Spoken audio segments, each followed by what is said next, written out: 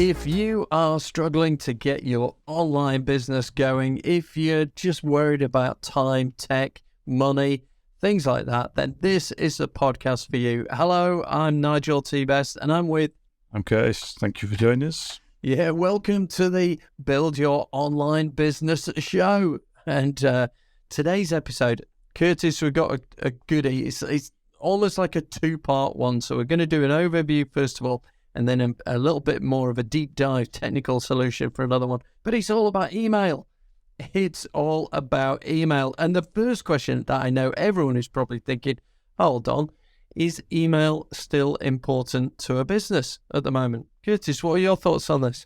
Well, actually it is, Nigel. Despite it being, old technology, everyone thinks, no one uses email anymore. It's incredibly useful and incredibly powerful for business to customers still in this day and age. Yeah, we're going to go through a few things, okay, some important stats, just to prove a point, ram it home, ram it down your throats, folks. But yeah, effectively, email is still very important. There's loads of other stuff, collaboration, communication tools, other things out there, but email is still super important. And for certain age groups, I think kind of 35 to 40 plus years old, email is often the most trusted and used sort of communication channel bar none, by a factor of a silly number. Yeah. So yes, everything else is very important, but here's the crucial thing, folks. You do not own your social media channels. You don't own your social media. Whoever it is that owns it, Meta, Alphabet, whoever it is, whatever it is, those big tech companies, they own it, you don't. If they decide to cut your account, get rid of you, block you, whatever it is, you lose everything. The ability to talk to your customer just is gone like that. So when it comes to emails, if you keep a list of all your emails, yes, you may change your provider. You may, move to different email service provider platforms and autoresponders. That's fine. If you've got your list, you own that list. You can use that list of emails. And when it comes down to valuing a business, put it like this. I would put a much higher value, and funnily enough, the market puts a much higher value on an asset which is pretty tangible. And an email list they regard as tangible. Subscribers, followers, and all the rest of it to your social media channels, yeah, it's important, but less so. If you can prove that your email list, when you engage it, when you send out your emails, you can prove you've got open rates of this and engagement of that and clicks of that and sales of that. My goodness me, folks, that is a valuable asset in your business, and your business valuation, should you want to sell your business, is much, much higher than kind of, I've got a few people that follow me on social media. That isn't necessarily a business. An email can give you tangible links to stats that prove that you can sell through your emails and you have a strong customer base. But let's go through some of the things to sort of show why it's important and why emails, you should pay attention, folks, why you should still spend time building an email list. So we've got a few. So go on, kick us off, Curtis. What have we got? Okay, first of all, we have got high open rates of emails. So the statistic on this is generally 20 to 30% of emails are opened, and that is quite high when you think about the organic reach of social media, which is down in, less than 10%. It's ridiculously low these days. Yeah, I mean, if you sent out, folks, if you have a Facebook page and you sent out, or whatever, a business page, and you send out a post on Facebook, how many people, if you had 10,000 people on your, followers of your page, how many people are going to see your post on their feed? What do you reckon? 50? Round about that, yeah. Yeah, probably not even that. All right, if you've got 10,000 people on your email list and you send an email to them all, how many should get it into their inbox? Into their inbox, hopefully, 95% of them, if you've got everything set up right. There you go. From that, you can get a 20 to 30% open rate from those that have got it in their inbox, which is incredibly high. Wow. I mean, what a difference, folks, on that very thing of just like connecting, engaging, and all the rest of it. It's, you know, it's like having email. It is like having posts that go semi-viral, really. So don't dismiss it. Okay, number 2, cost effective.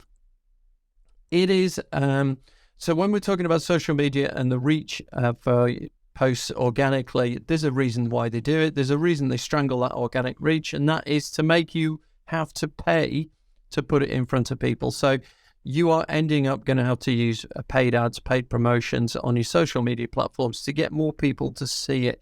Whereas on your email, it can be incredibly cost effective because you can send out emails, 1, 2, 3, 4, 50 a day if you wanted to all your people. You might upset them if you go to that extreme. But what I mean is you can fire these out, and that sort of into the inbox rate is still up there. The open rates are still there.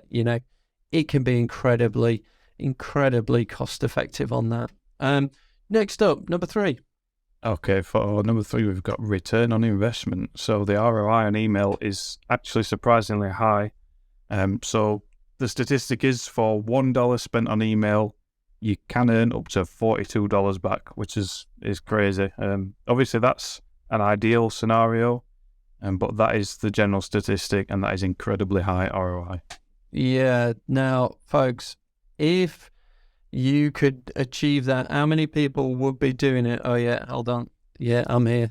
I'm here on screen. If you're watching that on YouTube, you'll realize I didn't change the camera angle. Curtis is pointing things out to me, as ever. Thank you, Curtis. It's one of those things, folks. If I was to sell you a £20 note for £10, how many people would want to buy that from me? The answer is everyone. And you'd buy it all day long. If I just kept saying, yeah, I'm selling $20 bills for $10, you'd want to buy it. Well, potentially on your email, never mind $42 for every dollar spent. What if you got $2 back for every dollar you spent? What if you got an extra 50 cents? So you got $1.50 back for every dollar you spent. If you've got 10,000 people on your email list and you can spend $1 putting it out there, but you get $1.50 back. For every $10,000 you spend, you get $15,000 back. Who's not going to do that all day long? Absolutely, folks. Do not underestimate that. Okay?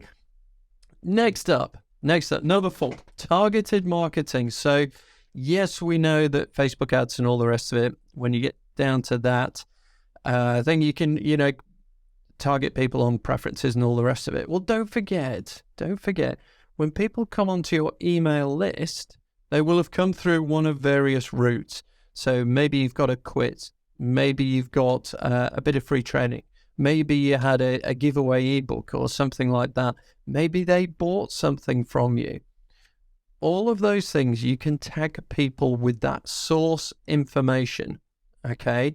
That means then that you can target back to people that did buy or didn't buy with emails that kind of reflect whether they bought or didn't buy. Because there's nothing worse than buying something and then you get emails saying, why don't you buy it? Please buy it. Why don't you buy it? Go on, buy it. And every time you open it, you go, I've bought this blooming thing. Sort your system out. Yep. Okay, so you can do that. You can make it very specific. And I know I may have mentioned this before, but kids, I love the one, imagine cat owners and dog owners, and you do pet supplies. Yep. Some people like both, some people hate both, and they like fish or something like that. I don't know. But often cat owners and dog owners are very separate things. And if you start putting offers for dog bowls in front of cat people, they're going to get upset and they're not going to engage. They're going to unsubscribe and all the rest of it. So the ability to tag people and then go back and write emails specifically for them is pretty powerful, isn't it? It's pretty powerful. So definitely. Yeah, so that's number 4, targeted marketing in terms of that. So what else? What else have we got, Curtis? Okay, so number 5 is lead generation. Email is crucial for generating, new customers or even potential customers.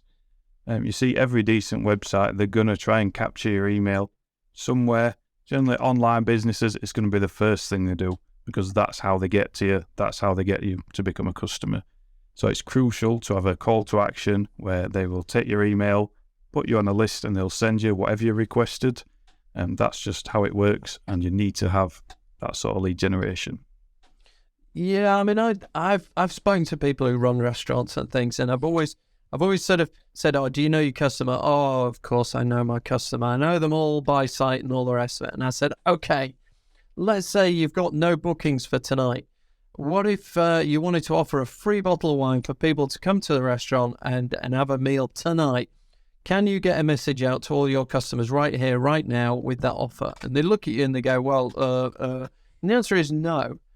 They can't. Why? Because they never captured any information that allowed them to talk to their customer when they're not in the restaurant.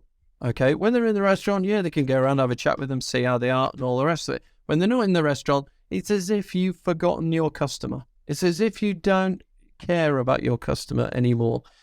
What if you could send information out to them? So via your email. So when they come in, you can use QR codes, you can use little offers, you can do all sorts of things. Go here, give us your email and we'll give you £5 off your next meal and things like that. You can use it, as Curtis says, your lead generation. You can get people onto your email list, and in that way you can, once you've generated all those leads, you can go back out and give people an offer. So imagine you're in, whatever your business is, like the restaurant, it's a quiet Tuesday, nobody's coming in, it's lunchtime, you've got no bookings for this evening, you don't know what to do and all the rest of it, and you go, hang on a second, you fire out a quick email, 20% open rate, and of that, you get another 50 people come to your restaurant. How powerful is that in terms of, capturing your leads and being able to talk to them? So that's number 5 is the lead generation, that ability to know who's been where and who they are so you can keep the conversation going. Following on from that is number 6 that we've got on this sort of thing, is some of the importance parts of email, is customer retention. So they've been to your restaurant and you said you fire something out to them. So, "Oh, it was great to see you. Thanks very much for coming in. Don't forget, we love to have you back. And when you come back, just mention this code and we'll give you a bottle of house wine to enjoy with your meal," sort of thing. So what are you doing in terms of keeping your customers coming back? And Curtis, I don't know if it's happened to you, but Amazon are pretty good at emailing me saying, "Nigel, you looked at this. It could have been, I don't know, it could have been an iPhone. Said, we thought you'd like this, which is a pair of wellies," or something. It sometimes doesn't seem related at all or whatever, but they're just keeping me engaged. And they're saying, "Oh, come back and buy some other stuff." Ever happened to you? All the time. And sometimes it feels like they can read my mind. Yeah. They know what I'm thinking. They know what I want to buy next. And the thing is, they do, because all your sort of actions on Amazon or whatever, it's all been tracked, and then they stick it in front of you, don't they? Just like the pixels, the cookies, they follow you all around the internet. So if you are thinking, "Oh, I wouldn't mind going on holiday to Spain or something," next thing you know, there's "Oh, that's strange." Right there, there's an advert for a Spanish holiday, and this is what happens, folks. But that is a little bit more hit and miss. Imagine if you've gone into a travel agent and you're talking about holidays. "Oh, I tell you what, look, we'll do that now, but give me your email, and if something good pops up, I'll let you know." And lo and behold, you have your holiday, and it comes to the winter, and you're thinking, "Oh, I could do with a summer holiday." And before you know it, you're getting emails from the company that you gave your details to, a while ago, and you go, "Oh yeah, they were good. I had a good holiday there." Customer retention, folks, customer retention. You go back to them, you buy from them again. It is powerful, powerful stuff. So there you go. There's another one. And then finally, Curtis, what else have we got on here? Okay, so last on here, we've got measurable results. So if you think, you've used social media, you may have used Google Analytics for your website. You think, oh, they've got tons of analytics. Email can't match that. You'd be surprised. You've got all sorts of analytics for email, your open rates, click-through rates, conversion rates, tell you exactly how your emails are doing, who's buying what, who's reading your emails. It allows you to make excellent data-driven decisions. Absolutely, folks. So there are a few reasons why, emails are still important to a business. Okay, so do not discount them. However, for every yin, there's a yang. Is it? Or something like that. For every up, there's a down. And what we wanted to talk about in this episode here is to warn you of the seriousness of making a complete horlicks of this. All right. So I was curious to know, when, there's lots of scams out there, there's lots of people trying to rip you off and all the rest of it. And email's no exception. And I was thinking, crikey, what do you do about this? What do you do about the email stuff? Are you liable if someone gets defrauded through an email? Is it your fault? What can happen? So I've just had a look at this, and there's a couple of really important things. So Curtis, I've seen this word spoofing and I've seen this word phishing. Talk me through what's going on.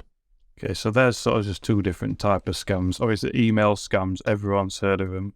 Incredibly common these days. But the first one, the act of email spoofing, is sort of a scammer, a bad person impersonating your email address. So they're sending an email as if it's come from you to potentially one of your customers or an unknown person to you. And the problem with that is they've got your trust, the trust and reputation from your business behind that email.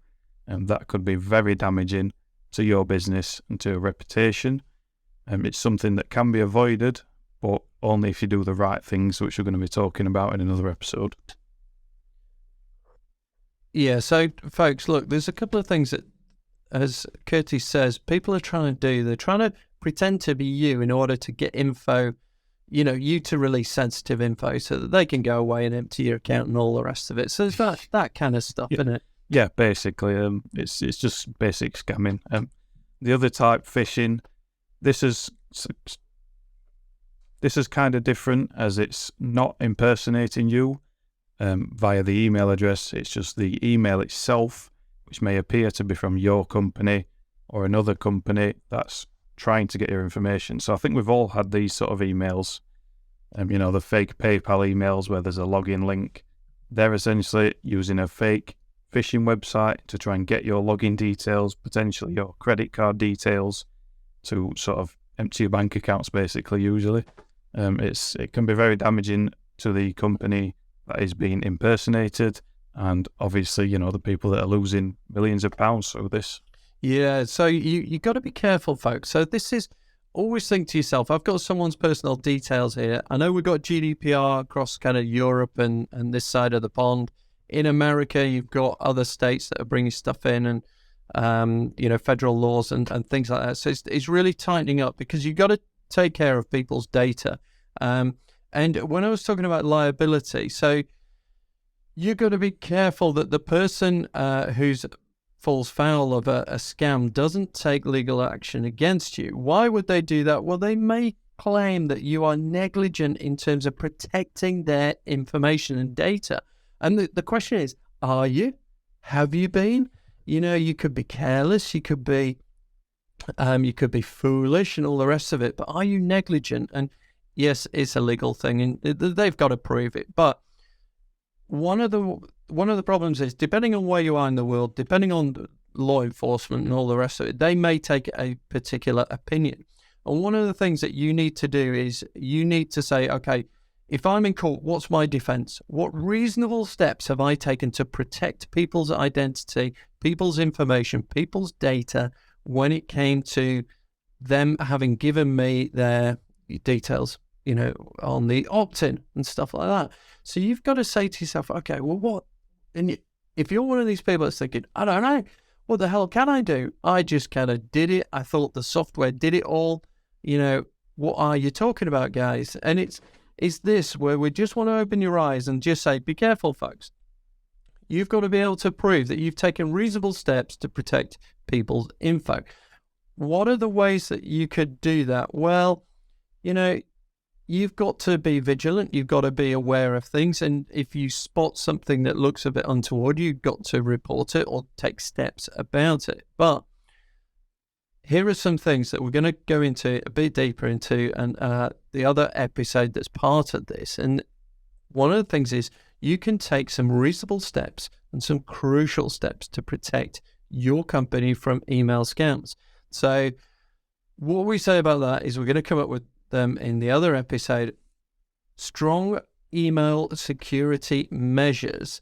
And we're talking about protocols and authentication and other things like SPF, DKIM, DMARC. So SPF, DKIM, DMARC, educating people in your team, your business, your company about suspicious activities, things like that. What's your plan? How do you respond? Can you turn it off? Can you alert people? What the heck can you do, sort of thing. Do you keep your software up to date? Do you have your security virus checkers and things like that? Folks, you're in business. That means you are responsible.